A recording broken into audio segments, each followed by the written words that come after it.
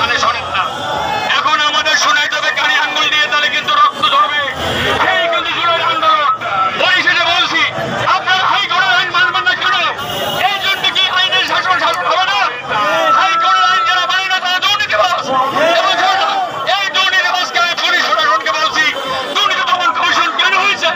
দুর্নীতিকে ধরার জন্য তাদেরকে 24 ঘন্টার ভিতরে তাদেরকে অ্যারেস্ট করুন। কারণ যেখানে হাইকোর্টের রায় আবার কিসের অফিস? এই মেয়ে এটাকে মারার কেসে আসিফ নয়, মূল্যায়ন করার জায়গা নয়, এটা ঘুষ করে নয়, এরা পরীক্ষা দিয়েছে এবার মূল্যায়ন করবে গিয়ে দিনে বাস করছে, তোর বাবার টাকা খাই বাস করছে। এখানে করে দুঃখী সুখের শ্রমিক কুলি মজুরের ছেলেরাও আজকে মাস্টার্স পাস করছে। কিরকম? অনেক কষ্ট করে পানি খাইয়ে, 2 বেলা না খাইয়ে 1 বেলা খাইয়ে তারা পড়াশোনা করেছে। এই জাতির মূল্যায়ন জন্য আজকে যদি এই সার্টিফিকেট সনদ 20,000 লোকের না দেওয়া হয়, এদের ফ্যামিলি এই ছেলেমেয়েরা কোথায় যায় দাঁড়িয়ে? এরা কি হাল বইতে পারবে না? এরা চুরি করতে পারবে না? চাকরি করতে পারবে না? এরা কি করবে? সরকারকে বলতে হবে। আমার এই কে মূল্যায়ন করে হাইকোর্ট রায় দিয়েছে, তোর বাবার রায় নেই আর মানি না।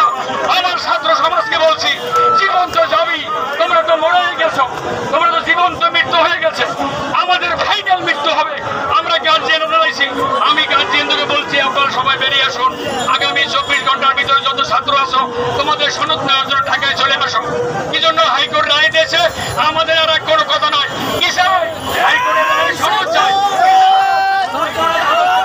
আমরা কি চাই?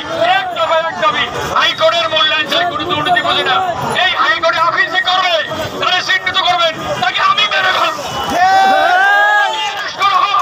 যে আপিল করবে, আমি যাই তার ডেড বডি করবো, আমি মৃত্যু নিব।